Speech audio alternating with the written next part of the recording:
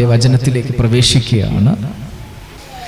മത്തായിയുടെ സുവിശേഷം 22-ാം അധ്യായം അതിന്റെ 37, 38, 39 വാക്യം.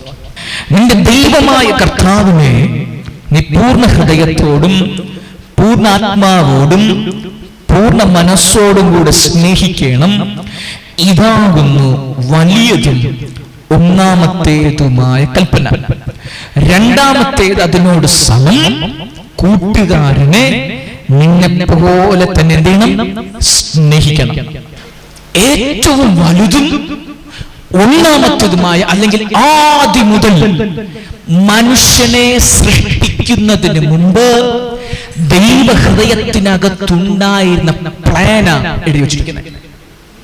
അന്ന് സൃഷ്ടിച്ചിട്ടില്ല, മനുഷ്യനെ സൃഷ്ടിച്ചിട്ടില്ല, പ്രപഞ്ചത്തെ സൃഷ്ടിച്ചിട്ടില്ല, ദൂതന്മാരെ സൃഷ്ടിച്ചിട്ടില്ല. ദൂതന്മാരെയും പ്രപഞ്ചത്തെയും മനുഷ്യനെയും സൃഷ്ടിക്കുന്നതിന് മുന്നമേ വിശുദ്ധ തിരുവെടുത്ത് പറയുന്ന ആദ്യം മുതലുള്ളതും ഏറ്റവും വലുതും ഒന്നാമത്തേതുമായ കൽപ്പന മത്തായിയുടെ സുവിശേഷത്തിനകത്ത് പരിശുദ്ധാത്മാവ് എഴുതി വെച്ചിരിക്കുക. എന്താ ഒന്നാമത്തേതും ആദ്യം മുതലുള്ളതും ഏറ്റവും വലിയതുമായ കൽപ്പന? ഇത്രയുള്ളൂ. നിന്റെ ദൈവമായ കർത്താവിനെ നീ പൂർണ്ണ ഹൃദയത്തോടെ, പൂർണ്ണ ശക്തിയോടെ, പൂർണ്ണാത്മാവോടെ, പൂർണ്ണ മനസ്സോടെ നീ എന്ത് ചെയ്യണം? നീ നിന്റെ ദൈവത്തെ സ്നേഹിക്കണം. എന്നിട്ട് പറയുകയാണ്, രണ്ടാമത്തേത് അതിനോട് സമം. ഹല്ലേലൂയ. രണ്ടാമത്തേത് അതിനോട് സമം. പറയാം, കൂട്ടുകാരനെ നിന്നെ പോലെ തന്നെ എന്ത് ചെയ്യണം? സ്നേഹിക്കണം. ഈ കൽപ്പനയ്ക്ക് വിരോധമായി ഒരു പ്രവാചകനുമില്ല. ഈ കൽപ്പനയ്ക്ക് വിരോധമായി ഒരു ന്യായപ്രമാണവുമില്ല. ഇതിനകത്ത് സകല പ്രവാചകന്മാരും ഈ കൽപ്പനയ്ക്കകത്ത് സകല ന്യായപ്രമാണവും അടങ്ങിയിരിക്കുക. ഇത് വിട്ടിട്ട് ഈ സഭയ്ക്ക് പുറത്തിറങ്ങാൻ പറ്റത്തില്ല. ഇതിൽ നിന്ന് ഈ ഇവിടെ ഇരിക്കുന്ന ഒറ്റ വ്യക്തിക്ക് പുറത്തു പോകാൻ പറ്റത്തില്ല. ഇതിനകത്ത് നിന്ന് ഒരു വ്യക്തിക്ക് ഇട്ടിട്ട് പോകാൻ പറ്റത്തില്ല. ഹല്ലേലൂയ. ദൈവത്തിന് നിന്നിൽ എന്തെങ്കിലും പ്രവർത്തിക്കണമെങ്കിൽ, പരിശുദ്ധാത്മാവിന് നിന്നിൽ എന്തെങ്കിലും ചലിക്കണമെങ്കിൽ നീ ഈ കൽപ്പനയ്ക്കകത്തായിരിക്കണം. ഇതിനകത്തിരിക്കുന്ന വ്യക്തികൾ ശ്രദ്ധിച്ചു കേൾക്കുക. നീ നിന്റെ ജീവിതം, നിന്റെ നിപ്പ് ഈ പറഞ്ഞ വലുതും ഒന്നാമത്തേതും ആദ്യം മുതലുള്ള കൽപ്പനയ്ക്ക് വെളിയിലാണെങ്കിൽ നിന്നിൽ ദൈവത്തിനൊന്നും ചെയ്യാനില്ല. പറഞ്ഞേ, ഞാൻ ഈ കൽപ്പനയ്ക്ക് പുറത്താണെങ്കിൽ ദൈവത്തിന് നിന്നിലൊന്നും ചെയ്യാനില്ല. അടുത്ത വാക്യം 40-ാമത്തെ വാക്യത്തിൽ പറയുക, വായിച്ചേ.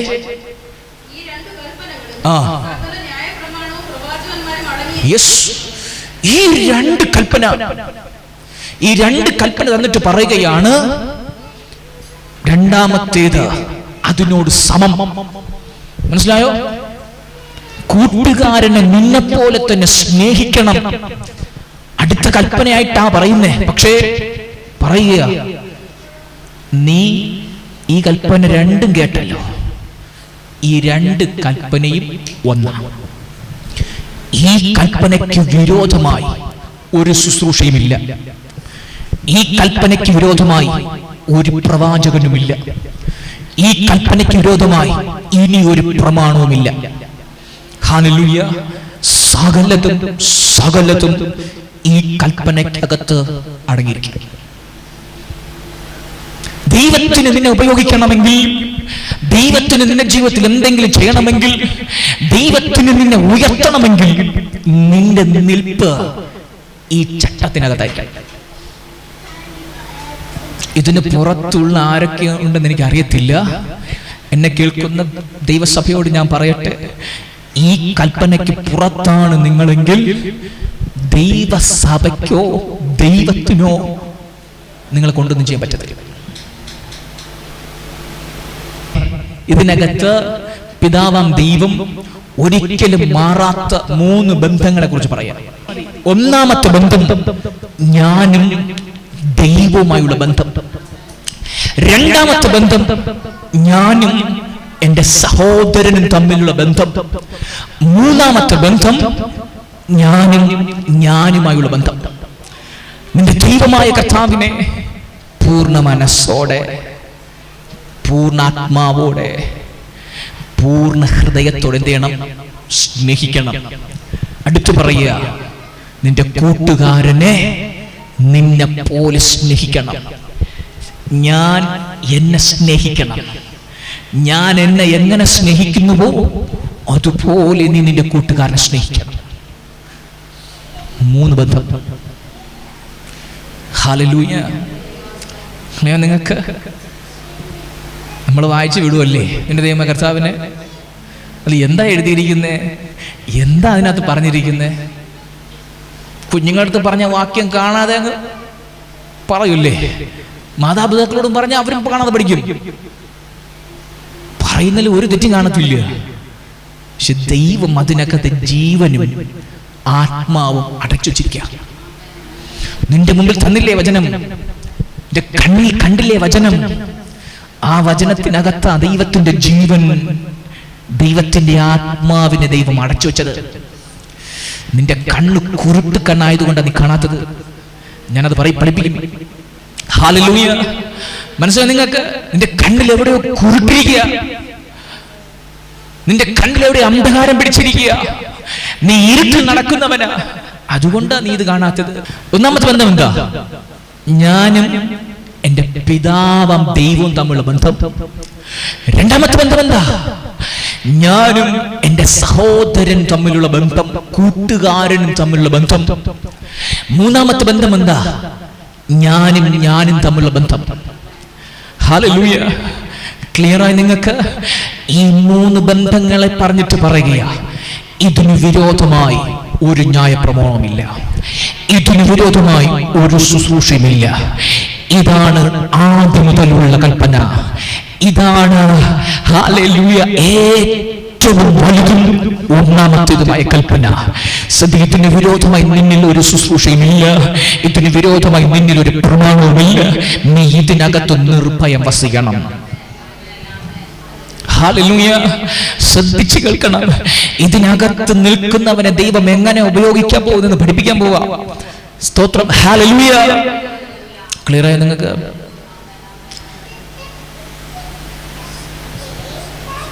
നമുക്കെല്ലാവർക്കും പിതാവിനെ സ്നേഹിക്കാൻ എനിക്കറിയത്തില്ല. സ്നേഹിക്കാം എന്ന് പറയുന്നുണ്ടെങ്കിലും പിതാവിനെ സ്നേഹിക്കുന്നുണ്ടോന്ന് എനിക്കറിയത്തില്ല. ഹല്ലേലൂയ. ഞാൻ ഒറ്റ കാര്യം പറയാം, ശ്രദ്ധിക്കുക, എന്നെ നോക്കിയാൽ. എനിക്ക് എന്നോട് സ്നേഹമുണ്ടോ? നിങ്ങൾക്ക് നിന്നോട് തന്നെ സ്നേഹമുണ്ടോ? ഞാൻ കുറവുള്ളവനാണ്, ഞാൻ ഇങ്ങനെയായിരിക്കുന്നേ, എനിക്ക് അവിടെ പോയി സംസാരിക്കാൻ അറിയത്തില്ല, ഞാൻ മുന്നിൽ വന്നാൽ ഇത് ശരിയാകുമോ? ഏറ്റവും വലിയ പാവ കർത്താവിൻ്റെ ആദ്യം മുതലുള്ളത് ഒന്നാമത്തെ ആ കൽപ്പനയ്ക്ക് പുറത്താ നീ.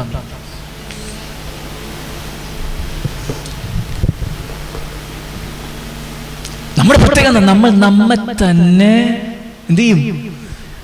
ഞാൻ ദൈവത്തിന്റെ സൃഷ്ടിയാ, പിതാവിന് എന്നെ ഇങ്ങനെ സൃഷ്ടിക്കാൻ കൃപ തോന്നിയത്, പിതാവിന് എന്നെ ഈ കുടുംബത്തിൽ ജനിപ്പിക്കാൻ തോന്നിയത്, പിതാവ് എനിക്ക് തന്ന അപ്പനും അമ്മയായത്. ഹല്ലേലൂയ. ഇത് തന്നത് നീയല്ലല്ലോ, പിതാവല്ലേ തന്നത്. ആ പിതാവിന് എന്തോ ഒരു ഉദ്ദേശമുള്ളത് കൊണ്ടാ നിനക്ക് ഇത് തന്നത്. പക്ഷെ നീയോ പറഞ്ഞേ, ഞാനിങ്ങനെ ആയിപ്പോയി, എൻ്റെ ജീവിതം മാത്രം ഇങ്ങനെ. നമ്മെ തന്നെ നമ്മൾ ഒതുക്കിയിടയല്ലേ? പറഞ്ഞേ, നമ്മെ തന്നെ ഒരു മുറിക്കകത്തോട്ട് പൂട്ടയല്ലേ? നീ ചെയ്യുന്നത് ഏറ്റവും വലിയ പാപമാണ്. ഇങ്ങനെ ഉള്ളവനെ ചലിപ്പിക്കാൻ പരിശുദ്ധാത്മാവിന് പറ്റത്തില്ല.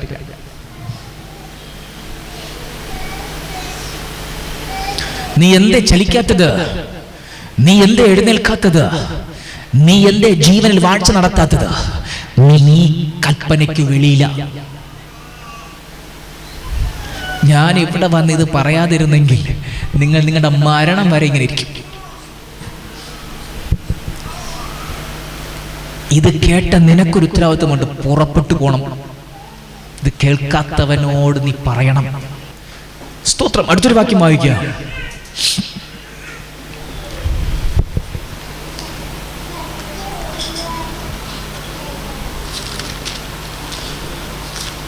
ഒന്ന് യോഹന്നാൻ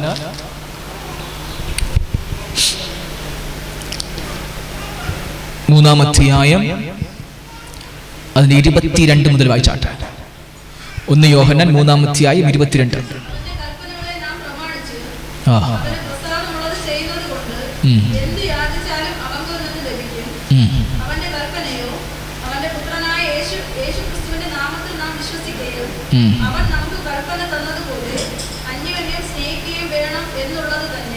മതി. മനസ്സിലായോ നിങ്ങൾക്ക്? എന്താ വാക്യത്തിൽ എഴുതിയിരിക്കുന്നത്? അവന്റെ കൽപ്പനകളെ നാം പ്രമാണിച്ച് അവന് പ്രസാദമുള്ളത് ചെയ്യുന്നത് കൊണ്ട്. ശ്രദ്ധിച്ച, ഇനി ഇങ്ങോട്ട് നോക്കിയേ. ഈ വചനം എന്താ പറയുന്നത്? അവന്റെ കൽപ്പനകളെ പ്രമാണിക്കണം. അവന്റെ കൽപ്പനകളെ പ്രമാണിച്ച് അവന് പ്രസാദമുള്ളത് ചെയ്യുന്നത് കൊണ്ട്. എന്താ അവന്റെ കൽപ്പന പ്രമാണിക്കുക, അവന് പ്രസാദമുള്ളത് ചെയ്യുക? നാം നേരത്തെ വായിച്ചു, നിന്റെ ദൈവമായ കർത്താവിനെ നീ പൂർണ്ണ മനസ്സോടെ, പൂർണ്ണ ആത്മാവോടെ, പൂർണ്ണ ഹൃദയത്തോടെ സ്നേഹിക്കണം. ഹല്ലേലൂയ. നിന്റെ കൂട്ടുകാരനെ, നിന്റെ അടുത്തിരിക്കുന്ന സഭയ്ക്കകത്തിരിക്കുന്ന സഹോദരനെ നിന്നെ നീ സ്നേഹിക്കുന്നത് പോലെ ഒരളവ് പോലും കുറയാതെ നിന്റെ അടുത്തിരിക്കുന്നവൻ വീണ്ടും ജനിച്ചിരിക്കുക കൊണ്ട് ഇത് ഹേതുവായി നീ സ്നേഹിക്കണം. ഹല്ലേലൂയ. ഇത് ചെയ്താൽ നിന്റെ മുമ്പിൽ പിതാവ് ഇറങ്ങി നിൽക്കും. നിന്റെ റൂമിനകത്ത് പിതാവ് ഇറങ്ങി നിൽക്കും. നിന്റെ റൂമിനകത്ത് ദൂതന്മാർ സഞ്ചരിക്കും. നീ ഈ കൽപ്പനയ്ക്കകത്താണെങ്കിൽ നീ ഉറങ്ങുമ്പോൾ നിന്റെ കട്ടിലിനടുത്ത് പരിശുദ്ധാത്മ ഇറങ്ങി നിൽക്കും. ഹല്ലേലൂയ. നീ എവിടെ കിടന്നാലും നീ സ്വർഗത്തിൽ ഉറങ്ങും ഇത് ചെയ്ത.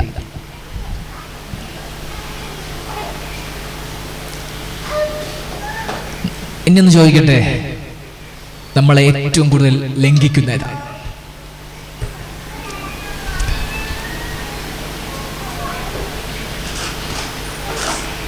ചിന്തിക്കാൻ പറയാ.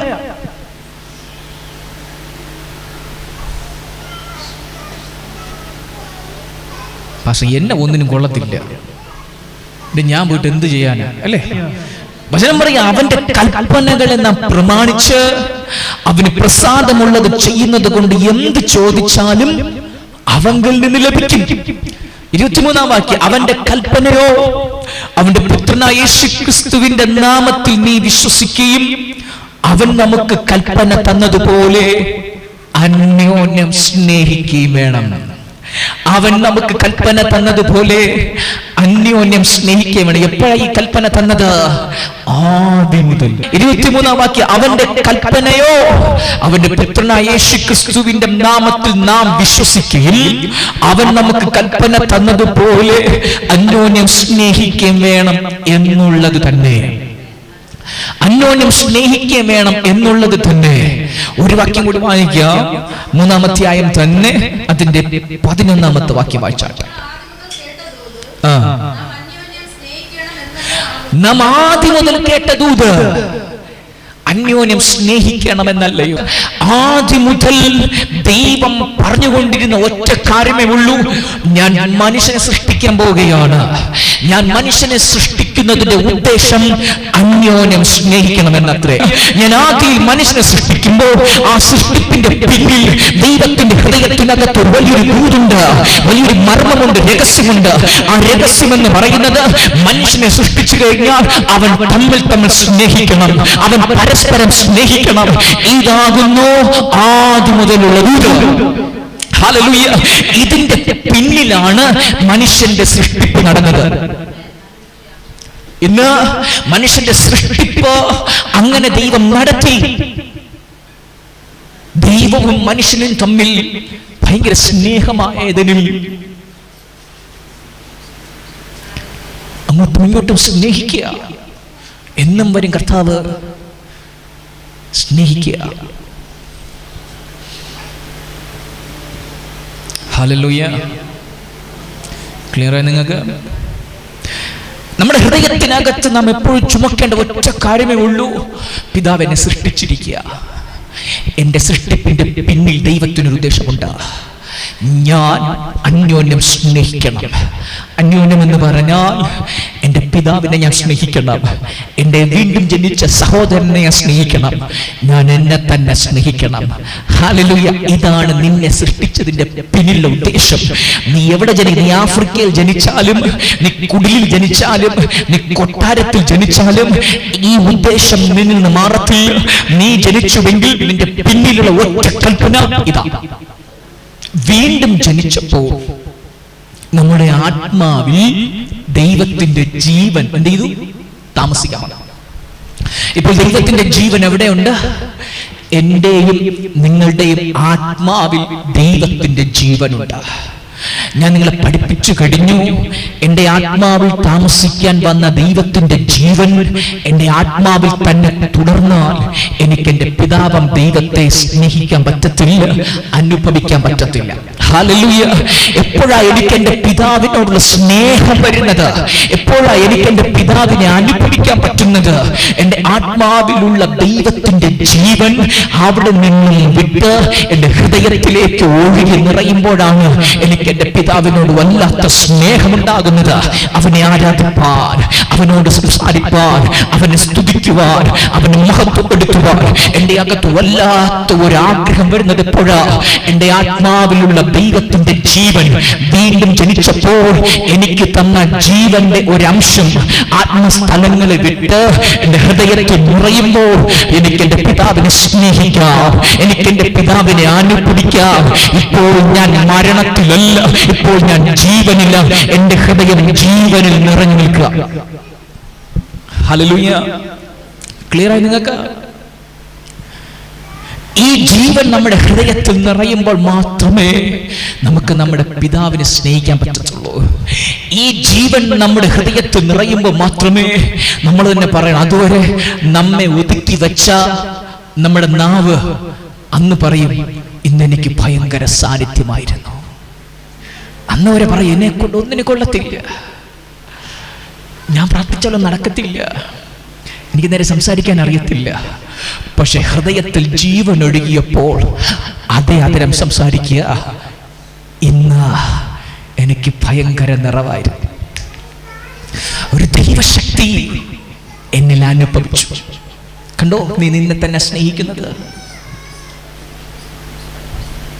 കണ്ടോ നീ ദൈവത്തെ സ്നേഹിക്കുന്നത്? പക്ഷേ ഈ ജീവൻ, ഹൃദയത്തെ നിറച്ച ഈ ജീവൻ എപ്പോഴാണ് നഷ്ടപ്പെടുന്നത്? ഈ ജീവൻ നിന്റെ ഹൃദയത്തിൽ ഒഴുകി നിറയണമെങ്കിൽ നീ എന്താ ചെയ്യേണ്ടത്? നീ ഒറ്റ കാര്യം ചെയ്താൽ മതി. നീ വേറെ ഒന്നും ചെയ്യണ്ട. ദൈവം നിനക്ക് തന്ന കൽപ്പനകളെയും പ്രമാണങ്ങളെയും ആ പ്രമാണത്തിനകത്ത്, ആ കൽപ്പനയ്ക്കകത്ത് നീ നിന്നാൽ മതി. മനസ്സിലായോ? നീ ഒന്നും ചെയ്യാൻ പോകണ്ട.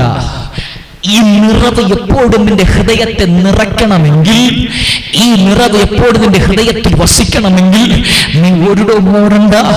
ദൈവം നിനക്ക് തന്ന കൽപ്പന, നിന്നെ സൃഷ്ടിച്ചതിന്റെ പിന്നിലുള്ള ഉദ്ദേശം നീ തിരിച്ചറിഞ്ഞ് ആ ഉദ്ദേശത്തിനകത്ത് നീ നിർഭയം വസിക്കുവാൻ തയ്യാറാകുമ്പോൾ ഈ നിറവ് നിന്നെ വിട്ടു പോകാതെ എപ്പോഴും നിന്റെ ഹൃദയത്തെ നിറച്ചുകൊണ്ടിരിക്കും. ഹല്ലേലൂയ. ഈ കൽപ്പനയ്ക്ക് എവിടെയെങ്കിലും ഒരു കുറവ് വരുമ്പോഴാണ്, ഈ കൽപ്പനയ്ക്ക് എവിടെയെങ്കിലും ഒരു തെറ്റ് വരുമ്പോഴാണ് നിന്റെ ഹൃദയത്തിൽ നിന്ന് സാന്നിധ്യം നഷ്ടപ്പെട്ട് ആത്മാവിലേക്ക് മടങ്ങിപ്പോകുന്നത്. മനസ്സിലായി? അപ്പോൾ പഴയതുപോലെയായി, വീണ്ടും പഴയ സംസാരം. ഹല്ലേലൂയ. ഇവിടെയാണ് മരണകരമായ അനുഭവം തുടങ്ങുന്നത്. മനസ്സിലായോ? ഈ പോയിന്റിലാണ് മരണത്തിനൊത്ത പാപം ആരംഭിക്കുന്നത്. നമ്മുടെ വിഷയം എന്താ? മരണത്തിനുള്ള പാപമുണ്ട്. ഏത് പോയിന്റിലാണ് മരണത്തിനുള്ള പാപത്തിലേക്ക് നമ്മൾ പ്രവേശിക്കുന്നത്? ഏത് പോയിന്റിലാണ് മരണകരമായ പാപത്തിലേക്ക് നമ്മൾ നടക്കുന്നത്? ഈ പോയിന്റിലാണ് ഞാൻ ഇപ്പോൾ പറഞ്ഞ ആ സ്ഥലത്ത്. അവിടെ മുതൽ അങ്ങോട്ട് നമ്മൾ മരണത്തിനുള്ള പാപത്തിലാകാം. ഹല്ലേലൂയ. മനസ്സിലായോ? ഇനി നമ്മൾ ശ്രദ്ധിച്ചിരിക്കണേ. ചിലപ്പോൾ നിങ്ങൾ എന്നോട് പണങ്ങും, ഞാൻ പണങ്ങത്തില്ല, നിങ്ങൾ ചിലപ്പോൾ എന്നോട് പണങ്ങത്തുള്ളൂ. നമ്മൾ ഒന്നൊന്നായി പഠിക്കാൻ പോവാം. ഒരു വാക്യം എടുക്കാം. 1 യോഹന്നാൻ 2-ാം അധ്യായം 3-ാമത്തെ വാക്യം വായിച്ചു. അവനെ അറിഞ്ഞിരിക്കുന്നു എന്ന് പറയുകയും അവന്റെ കൽപ്പനകളെ പ്രമാണിക്കുന്നുവെങ്കിൽ നാം അവനെ അറിഞ്ഞിരിക്കുന്നു എന്ന് അതിനാൽ അറിയുന്നു. അവനെ അറിഞ്ഞിരിക്കുന്നു എന്ന് പറയുകയും അവന്റെ കൽപ്പനകളെ പ്രമാണിക്കാതിരിക്കുകയും ചെയ്യുന്നവൻ കള്ളനാകുന്നു. മതി. എങ്ങനെ അവൻ കള്ളനാകുന്നേ? അവനെ അറിഞ്ഞിരിക്കുന്നു എന്ന് പറയുകയും അവൻ തന്ന കൽപ്പനകൾ പ്രമാണിക്കാതിരിക്കുകയും ചെയ്യുന്നവൻ. നിന്റെ അടുത്തിരിക്കുന്ന സഹോദരനെ നീ സ്നേഹിക്കാൻ കഴിയാത്ത ഏതെങ്കിലും കാരണം നിന്റെ അകത്തുണ്ടെങ്കിൽ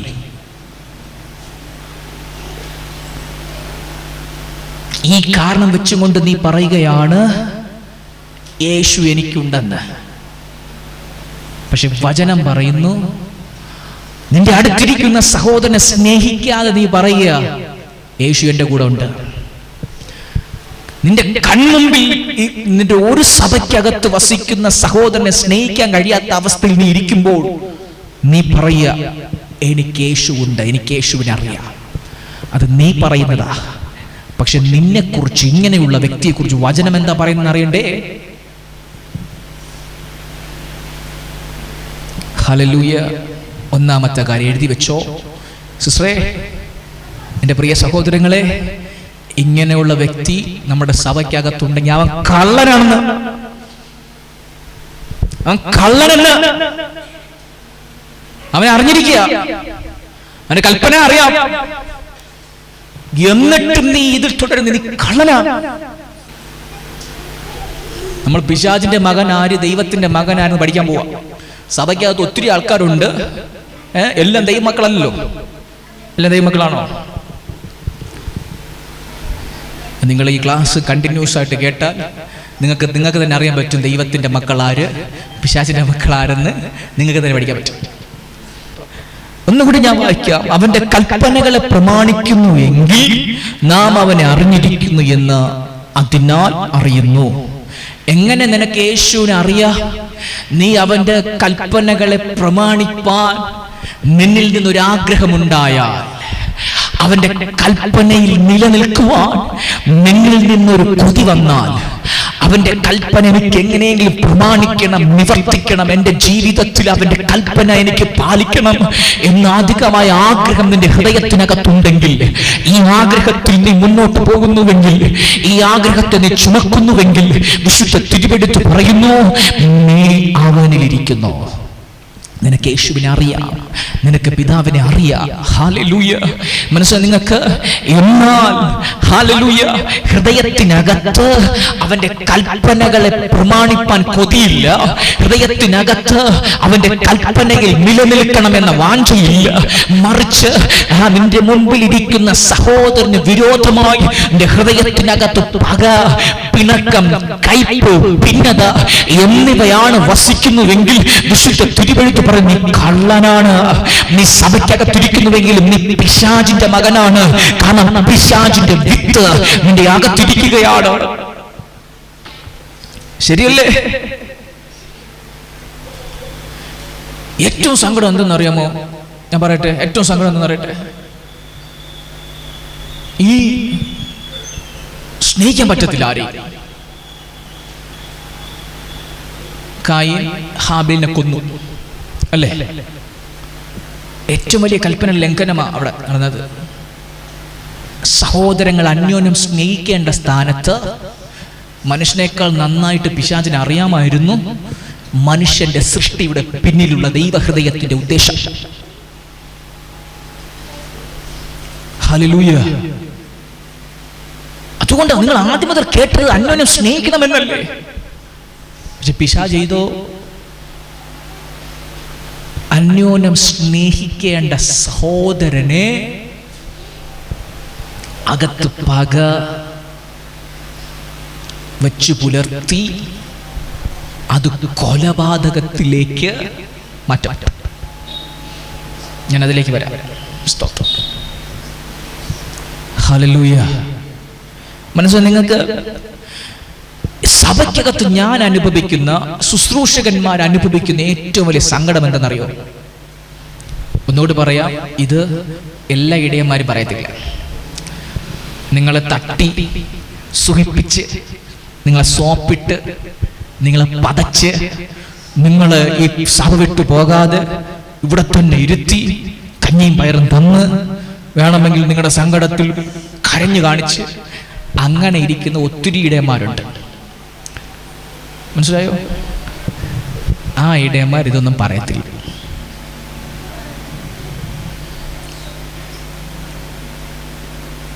പക്ഷേ നിങ്ങളെ സ്വസ്ഥതയിലേക്ക് നടത്തുന്ന ഒരു ഇടയന്മാരുണ്ട്.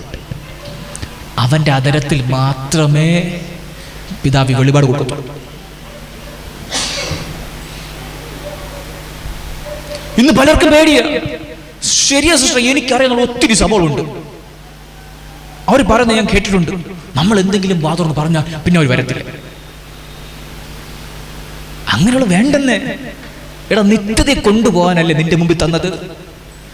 അവനെ ശുദ്ധീകരിച്ച്, അവന്റെ മാലിന്യങ്ങളെ നീക്കി, അവന്റെ അഴുക്കുകളെ അടിച്ച്, അവനെ പണിത് നിത്യതയിൽ എത്തിക്കാൻ വേണ്ടിയിട്ടല്ലേ നിന്റെ മുമ്പിൽ കൊണ്ടുവന്നത്? ഇന്ന് പല സഭകളും വിശ്വാസികളെ പേടിച്ചിരിക്കുക.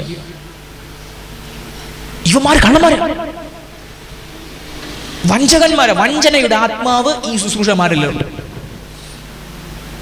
കാരണം ജനത്തിന് സത്യം പഠിപ്പിക്കത്തില്ല, ജനത്തിന് തിരുവെഴുത്ത് കൊടുക്കത്തില്ല. വഞ്ചകന്മാർ, വഞ്ചനയുടെ ആത്മാവ്. നമുക്ക് ഞാൻ പിന്നെ പഠിപ്പിച്ചോളാം. സ്തോത്രം. ഹാലിൽ കരങ്ങൾ വെച്ച് സ്തോത്രം ചെയ്യും. ഏറ്റവും വലിയ സങ്കടം എന്തെന്നറിയാമോ? അടുത്ത വാക്യം ഇങ്ങനെ പറയുന്ന 5-ാമത്തെ വാക്യം വായിച്ചാൽ,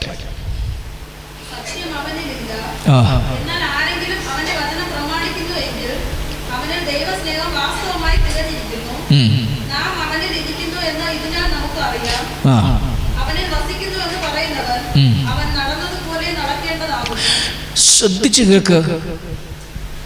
അവന്റെ കൽപ്പന പ്രമാണിക്കാതെ പലരും പറയുക ഞാൻ ക്രിസ്തുവിലിരിക്കുക. അവൻ പറയുന്ന ഫോഷ്ക സത്യം അവനിലില്ല. ബ്രദർ, നിങ്ങൾക്ക് ഞാനൊരു വിവേചന വരം തിരുവെഴുത്തിൽ നിന്ന് തരിക. നിങ്ങളുടെ അടുത്തിരിക്കുന്ന, നിങ്ങളുടെ കൂടെ ഇരുന്ന് ആരാധിക്കുന്ന ഏതെങ്കിലും വ്യക്തികൾ, ആ വ്യക്തിയുടെ അകത്ത് ഇങ്ങനെയുള്ള അനുഭവം കിടക്കുന്നെങ്കിൽ, ഹല്ലേലൂയ, നിങ്ങൾ മനസ്സിലാക്കണം സിസ്റ്റർ, നിങ്ങൾ മനസ്സിലാക്കണം, വാസ്തവമായി അവൻ ക്രിസ്തുവിലല്ല. അവൻ ക്രിസ്തുവിലല്ല. അവന്റെ അതരം കൊണ്ട് അവൻ പറയുമായിരിക്കും ഞാൻ ക്രിസ്തുവിലായിരിക്കുന്ന, അല്ലെന്ന് വിവേചിച്ചോണം. മനസ്സിലായി നിങ്ങൾക്ക്? അവൻ ക്രിസ്തുവിലല്ലെന്ന്. കാരണം അവന് സത്യമില്ല. അവന്റെ അകത്ത് സത്യമുണ്ടെങ്കിൽ യേശു നടന്നതുപോലെ നടക്കുമായിരുന്നു. ആഗ്രഹം പ്രകടിപ്പിക്കും, കൊതി തോന്നും. ഇതൊന്നും അവന് വരുന്നില്ലല്ലോ. അവന് സത്യമില്ല, അവന് ഫോഷ്കയുള്ളൂ, അവ കള്ളന. ഇത് മനസ്സിലായല്ലോ? ഇത്രയും കാര്യം മനസ്സിലായോ? അതിന്റെ 9-ാമത്തെ വാക്യം വായിച്ചാൽ,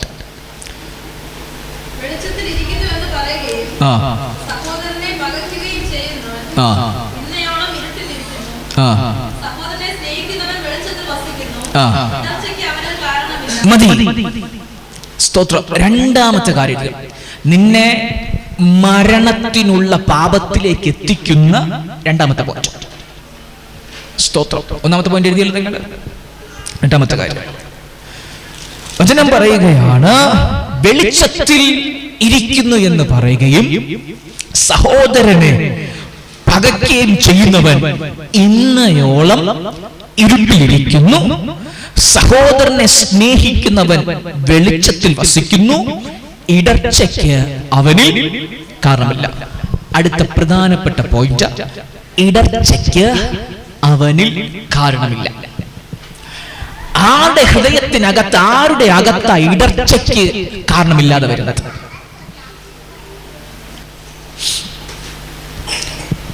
നിങ്ങൾ ഇത്രയും പേര് ഇവിടെ ഇരിക്കുക,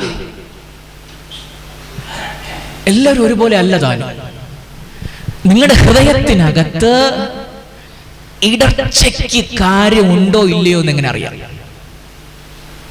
ഇടർച്ച വരുത്തുന്ന മനുഷ്യൻ അയ്യോ കഷ്ടമെന്ന് സുവിശേഷത്തിൽ പറയുന്നുണ്ട്.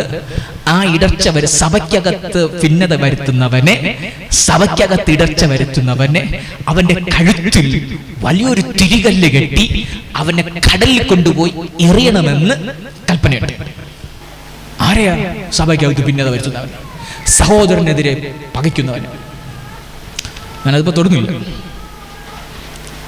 സ്തോത്രം. ശ്രദ്ധിച്ചൊക്കെ നിങ്ങളുടെ കൂടെ ഇരുന്ന്, ഇപ്പോ ജീസസ് ഉണ്ട്, കിങ്ങിണിയുണ്ട്, ഈ രണ്ടുപേരും ഭയങ്കര ആരാധന, അന്യഭാഷയിൽ ഭയങ്കര ആരാധന. പക്ഷെ ഈ രണ്ടുപേരുടെയും ഹൃദയത്തിനകത്ത് ഇടർച്ചയ്ക്ക് കാര്യമുണ്ടോ?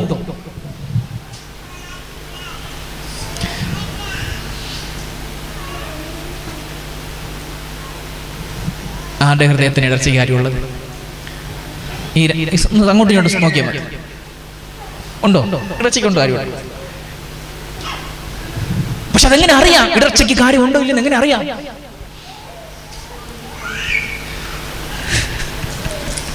ഈ വചനം വായിച്ചാൽ മതി, എല്ലാം ഇതിനകത്തുണ്ട്. വെളിച്ചത്തിൽ ഇരിക്കുന്നു എന്ന് പറയുകയും സഹോദരനെ പകയ്ക്കുന്നവൻ ഇന്നയോളം എവിടെ ഇരിക്കുന്നു? ഇരുട്ടിലിരിക്കുന്നു. സഹോദരനെ സ്നേഹിക്കുന്നവൻ വെളിച്ചത്തിൽ വസിക്കുന്നു, അവന്റെ അകത്ത് ഇടർച്ചയ്ക്ക് കാരണമില്ല.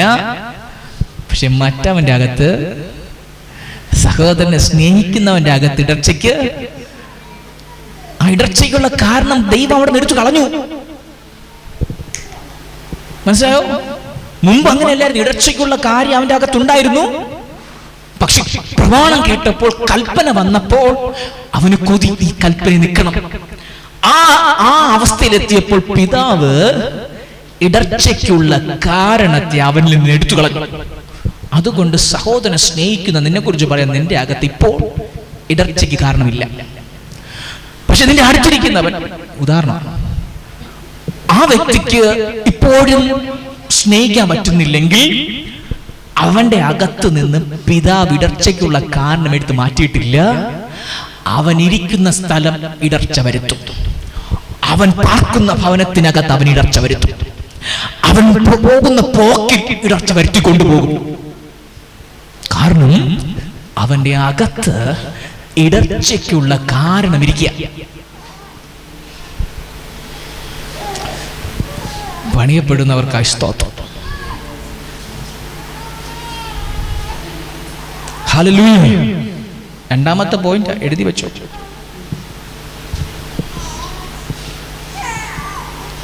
ഹല്ലേലൂയ. 11ാമത്തെ വാക്യം വായിച്ചേ.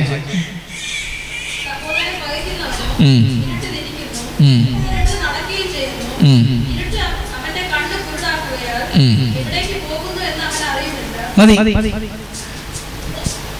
അടുത്ത് പറയാ, അവൻ ഇരുട്ടിലിരിക്കുന്നു.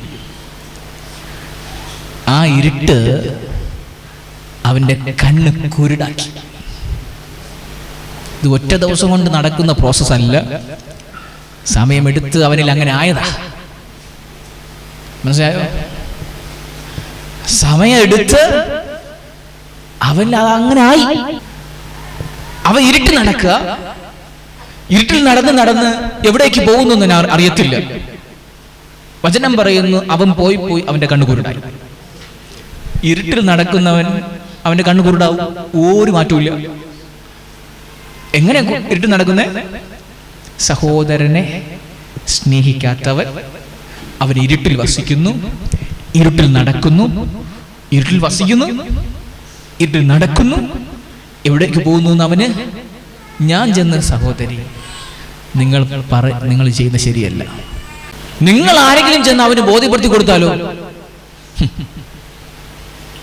എന്ത് ചെയ്യണമെന്ന് എനിക്കറിയാം. ബാവുണ്ട് പറയത്തില്ല, അകത്ത് പറയും. അവൾ എന്നെ പഠിപ്പിക്കുക, അല്ലെങ്കിൽ അവൻ എന്നെ പഠിപ്പിക്കുക. കാരണം എന്താ?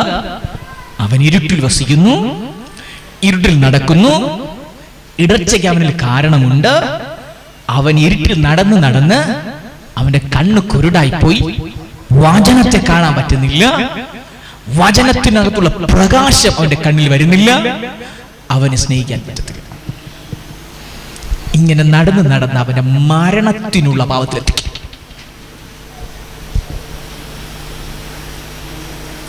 ഹല്ലേലൂയ.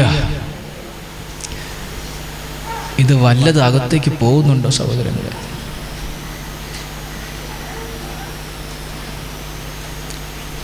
ഈ സ്ഥലമുണ്ടല്ലോ, ഇത് ഭയങ്കര പണി നടക്കുന്ന സ്ഥലം. ഇവിടെ ഇട്ടിട്ട പണി. ഇതിനകത്ത് വന്നിരുന്ന് പണിയപ്പെടുന്ന അവനുണ്ടെങ്കിൽ അവൻ ദൈവരാജ്യത്ത് കാണും. ലീഡേഴ്സ് ശ്രദ്ധിച്ചോ, എല്ലാവരും നോക്കി വെച്ചോ. ഇതിനകത്തിരുന്ന് ഇവിടെ ഇരുന്ന് അവന്റെ ജീവിതത്തിൽ പണിയപ്പെടുന്നുണ്ടെങ്കിൽ ഒരു സംശയവും വേണ്ട, അവൻ ദൈവരാജ്യത്ത് കാണും. ഇവിടെ ഇരുന്ന് പണിയപ്പെട്ടില്ലെങ്കിൽ ഇനി എവിടെ പോയി പണിയപ്പെടുന്ന എനിക്കറിയത്തില്ല. ഇവിടെ ഇരുന്ന് പണിയപ്പെട്ടാൽ, ഈ ശുശ്രൂഷ വെളിപ്പെട്ട് വരുന്ന ശുശ്രൂഷയുടെ അകത്തിരുന്ന് പണിയപ്പെട്ടാൽ അവൻ ക്രിസ്തുവിലിരിക്കും. ഇവിടെ ഇരുന്ന് പണിയപ്പെടാത്തവൻ ഇനി എന്ന് പണിയപ്പെടുമെന്ന് എനിക്കറിയത്തില്ല. ഹല്ലേലൂയ. മനസ്സിലായോ നിങ്ങൾക്ക്? ഇങ്ങനെയുള്ള വ്യക്തി, ഞാനിപ്പോൾ ഇത്രയും കാര്യം പറയാൻ മനസ്സിലെങ്കിൽ അടുത്തിട്ട് പോകാൻ പറ്റത്തുള്ളൂ. മനസ്സിലായി നിങ്ങൾക്ക്? ക്ലിയർ ആയ നിങ്ങൾക്ക്? സിസ്റ്ററെ, ഇനി ഈ വ്യക്തിയുടെ മറ്റൊരു കാര്യം കൂടെ പറഞ്ഞ് അവസാനിപ്പിക്കാം. നിങ്ങൾ ജഡമോഹം, കൺമോഹം, ജീവനത്തിന്റെ പാപം, ഇതെപ്പോഴും ഈ വ്യക്തിയിൽ നിന്ന് വെളിപ്പെട്ടുകൊണ്ടിരിക്കും. മനസ്സിലായി നിങ്ങൾക്ക്? ഞാൻ പ്രത്യേകിച്ച് പഠിപ്പിച്ചോളാം. കൺമോഹം എന്താ, ജഡമോഹം എന്താ, ജീവനത്തിന്റെ പ്രതാപം. അപ്പൊ നിങ്ങൾ ഇത്രയും കാര്യം ശ്രദ്ധിച്ചു നോക്കുക. ഞാനൊന്ന് പറയട്ടെ. കായീൻ ഹാബേലിനെ കൊല്ലുവാനുള്ള കാരണം എന്താ? കാരണം എന്താ? ഈ കായീനെയും ഹാബേലിനെയും സൃഷ്ടിച്ചപ്പോൾ ദൈവത്തിന്റെ ഹൃദയത്തിനകത്തുള്ള നിയമം, കൽപ്പന, നിങ്ങൾ അന്യോന്യം സ്നേഹിക്കണമെന്നത്ര. മനസ്സിലായോ? നിങ്ങൾ അന്യോന്യം, തുറന്നു പറയാ, ഒരു കുടുംബത്തിൽ വസിക്കുന്ന നിങ്ങൾ എല്ലാവരും ശ്രദ്ധിച്ചു കേട്ടോണം. ഭാര്യയും ഭർത്താവ് ഒരുമിച്ചാണ് വസിക്കുന്നത്. ഭാര്യയും ഭർത്താവും മക്കൾ ഒരുമിച്ച് വസിക്കുകയാണെങ്കിൽ, ഭാര്യ ഭർത്താവ്, അമ്മായിയപ്പനും അമ്മായിയമ്മയും അമ്മയും ആരെങ്കിലും ഒരുമിച്ച് വസിക്കുകയാണെങ്കിൽ നിങ്ങളോട് പറയുക, നിങ്ങളെ ഒരുമിച്ചാക്കിയത് സ്നേഹിക്കാനാണ്. നിങ്ങളെ ഒരുമിച്ചാക്കിയത് സ്നേഹിക്കാനാണ്. നിങ്ങളെ സൃഷ്ടിച്ചതിന്റെ പിന്നിലുള്ള പദ്ധതി സ്നേഹമാണ്. ഹല്ലേലൂയ. ഇത് അതേ പ്രോസസ്സിലാണ് ഹാബേലിനെയും കായീനെയും ദൈവം ജനിപ്പിച്ചത്. അവർ സഹോദരന്മാരാക്കി. അവിടെ പിന്നിലൊരു ഉദ്ദേശം കിടപ്പുണ്ട്. എന്താ? നിങ്ങൾ തമ്മിൽ തമ്മിൽ സ്നേഹിക്കണം. ക്ലിയർ അല്ലേ? പക്ഷേ കായീൻ ദൈവത്തിന്റെ ഉദ്ദേശത്തിനകത്ത്, നീ നിന്റെ ദൈവമായ കർത്താവിനെ പൂർണ്ണ മനസ്സ്, പൂർണ്ണ ശക്തി, പൂർണ്ണ ഹൃദയത്തോടെ സ്നേഹിക്കണം. നിന്റെ കൂട്ടുകാരനെ നിന്നെ പോലെ തന്നെ സ്നേഹിക്കണം. ഈ പദ്ധതിയിൽ നിൽക്കുവാൻ കായീന് മനസ്സിലായി. ഈ അടിസ്ഥാനത്തിൽ, ഈ പ്രമാണത്തിൽ വസിക്കുവാൻ ആർക്ക് മനസ്സില്ല? പറഞ്ഞ ആർക്ക് മനസ്സില്ല? അതുകൊണ്ട് അവനെ കുറിച്ച് പറയുകയാണ്, അവന്റെ പ്രവൃത്തി ദോഷം. അവന്റെ പ്രവൃത്തി എന്താ? ദോഷം. മനസ്സിലായി നിങ്ങൾക്ക്? അവന്റെ പ്രവൃത്തി ദോഷമുള്ളതായതുകൊണ്ട് അവന് ഹാബേലിൽ പക ജനിച്ചു. കാരണം ഇടർച്ചയ്ക്കുള്ള കാരണം ദൈവത്തിന് കായിന്റെ അകത്തുനിന്ന് എടുത്തു മാറ്റാൻ പറ്റിയില്ല. കാരണം അവൻ ഈ കൽപ്പനയ്ക്ക് പുറത്താണ്. ഇടർച്ചയ്ക്കുള്ള കാരണം പിതാവാം ദൈവത്തിന് കായിന്റെ അകത്തുനിന്ന് മാറ്റാൻ പറ്റിയില്ല. അവൻ ഇടർച്ചയ്ക്ക് കാരണമുള്ളവനായി തീർന്നു. അവൻ സഹോദരനിൽ പക കണ്ടു, അവനെ കൊന്നു. മനസ്സിലായോ നിങ്ങൾക്ക്? നിങ്ങൾക്ക് പറ്റുമോ നിങ്ങളുടെ സ്വന്തം സഹോദരനെ കൊല്ലാൻ?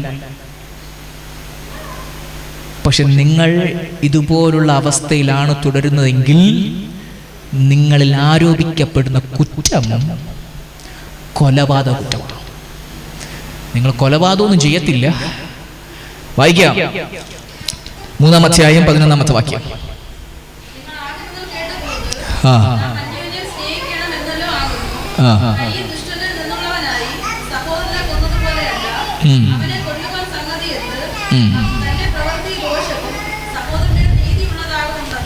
മനസ്സിലായോ?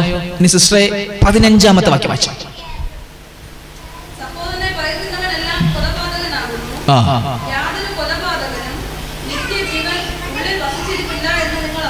മതി. ഇതിനകത്ത് കൊലപാതകമായിരുന്ന കാര്യം ഉയർത്തണ്ട, മനസ്സിലാകാൻ വേണ്ടി പറഞ്ഞു. ശാമ്പത് നിങ്ങൾക്ക് ആരെയും കൊല്ലാൻ പറ്റുമോ? പറ്റത്തില്ല. പക വെച്ച് പുലർത്താൻ പറ്റുമോ? വേണമെങ്കിൽ പറ്റുമോ? പറ്റും. നിങ്ങളെക്കുറിച്ച് പറയാ കൊലപാതകം. നിങ്ങൾ ആരെയും കൊന്നില്ല, പക്ഷേ നിങ്ങളെ കാണുന്നത് കൊലപാതകം. കൽപ്പന അറിഞ്ഞിട്ടും പ്രമാണം അറിഞ്ഞിട്ടും അതിനകത്ത് നിൽക്കാൻ മനസ്സില്ലാതെ ഹാബേൽ കായിനാൽ കൊല്ലപ്പെട്ടു. ആ കായിന്റെ മേൽ വ്യാപരിച്ച ഒരു ഇടർച്ചയുണ്ട്. നിങ്ങൾ ആ ആത്മാവിലാണ്. നിങ്ങൾ ആ ആത്മാവിലാണെന്ന് മനസ്സിലായോ? ആ ആത്മാവിൽ നിങ്ങൾ വസിക്കുമ്പോൾ ആ വ്യക്തിക്ക് വിരോധമായി നിങ്ങളുടെ അകത്ത് പക വർദ്ധിക്കും. അവനൊരു അവസരത്തിന് വേണ്ടി കാത്തിരുന്നു, വയലിലേക്ക് വിളിച്ചുകൊണ്ട് പോയി അവിടെ വെച്ച് തീർത്തു. മനസ്സിലായോ? മനസ്സിലായോ നിങ്ങൾക്ക്? ഇടർച്ചയ്ക്ക് അവനിൽ കാരണമുണ്ടായിരുന്നു. ഇവിടെ പറയുന്ന പുതിയ ഉടമ്പടി സഭയിൽ വന്നപ്പോൾ നമുക്ക് ആരെയും കൊല്ലാൻ പറ്റത്തില്ല. പക്ഷെ ഈ ദുഷ്ടലോകത്തിൽ ഇതൊക്കെ നടന്നുകൊണ്ടിരിക്കും. ഒരു ഭാഗത്ത് ഈ ദുഷ്ടലോകത്തിൽ ഇതൊക്കെ ഒരു ഭാഗത്ത് സംഭവിച്ചുകൊണ്ടിരിക്കും. സ്തോത്രം. വചനം പറയുകയാണ്, സഹോദരനെ പകയ്ക്കുന്നവനെല്ലാം പറഞ്ഞേ, കാരണം നിന്റെ അപ്പനും ഒന്ന, നിങ്ങൾ വീണ്ടും ജനിച്ചിരിക്കുക കൊണ്ട് നിന്റെ അപ്പനും സ്വർഗത്തിലെ പിതാവാ. ആ പിതാവിന്റെ മുമ്പിൽ നിങ്ങൾ സഹോദരന്മാരാ, വീണ്ടും ജനിച്ച എല്ലാവരും. ആ സഹോദരനെ വിരോധമായി പകച്ചാൽ, ഭാഗഹൃദയത്തിനകത്ത് വെച്ച് പുലർത്തിയാൽ, പക നിന്റെ അകത്തുണ്ടായാൽ നീ കൊലപാതക കുറ്റം ചെയ്തു. നിന്റെ മേൽ ആരോപിക്കപ്പെടുന്ന കുറ്റം സഹോദരനെ പകച്ച് കൊലപ്പെടുത്തിയവന്റെ ആത്മാവ് നിന്നിൽ വ്യാപരിക്കുന്നു. പിശാചിന്റെ വിത്ത് അവന്റെ അകത്തുണ്ട്. സിസ്റ്ററെ, ഞാൻ ഒന്നുകൂടി പറയാം, ഇവിടെ വെച്ച് പണിയപ്പെട്ട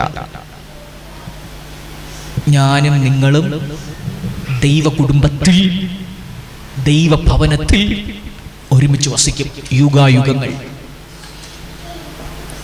ഇത് കിട്ടാത്ത ഒത്തിരി എണ്ണം ഉണ്ട്. അവരെവിടെ പോവും? ഇത് വെളിപ്പെട്ട് കിട്ടാത്ത ഒത്തിരി എണ്ണം ഉണ്ടെന്ന്. അവനെ കുറിച്ച് പകയല്ല എൻ്റെ ഹൃദയത്തിൽ, ഭാരം വരണം. ഇത് അറിയാത്തവന്റെ അടുത്ത് പോയി ഇത് പറഞ്ഞു കൊടുക്കാൻ നിന്റെ അകത്ത് ശുശ്രൂഷയെ കുറിച്ചൊരു ഭാരമുണ്ടാകണം. 2026 നിനക്കത് ഉണ്ടാകട്ടെ. ഹല്ലേലൂയ. മനസ്സിലായോ നിങ്ങൾക്ക്? ഹല്ലേലൂയ.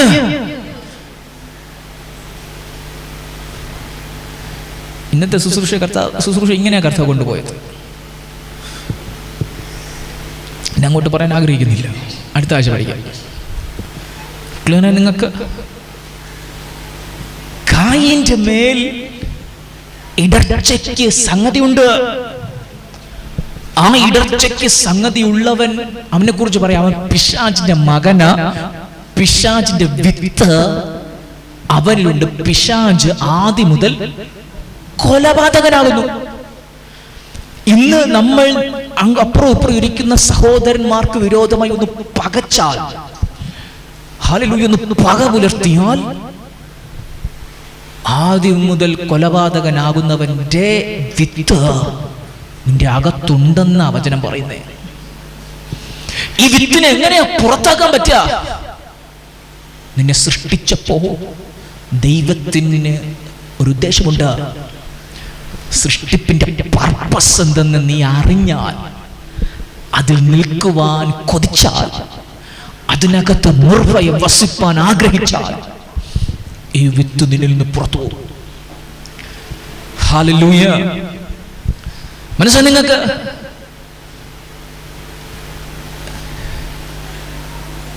എനിക്കറിയാം ഇതിനകത്ത് വലിയൊരു പണി കർത്താവ് ചെയ്യുക. എങ്ങനെയെങ്കിലും പണിത് ക്രിസ്തുവിന്റെ സാദൃശ്യത്തിലേക്ക് കയറാനാ നിന്നെ വിളിച്ചത്. നമ്മൾ എന്താകുമെന്ന് ഇന്നുവരെയ്ക്ക് വെളിപ്പെട്ടിട്ടില്ല. ഒരു കാര്യം ഉറപ്പാണ്, ക്രിസ്തു ഇരിക്കുന്നത് പോലെ പിതാവ് ക്രിസ്തുവിനെ എങ്ങനെയാണോ ഇരുത്തിയത് അത് നമ്മൾ കാണും. പിതാവ് ക്രിസ്തുവിനെ എങ്ങനെ ഇരുത്തിയോ സിസ്റ്റർ, അത് നമ്മൾ കാണും. അത് കാണുമ്പോൾ ആർക്കാ കാണാൻ പറ്റുക? ക്രിസ്തുവിനെ പോലെ സദൃശ്യന്മാരായവർക്ക്. ഞാൻ ആ സദൃശ്യനായാൽ എനിക്ക് എൻ്റെ ക്രിസ്തുവിനെ കാണാം. മനസ്സിലായോ?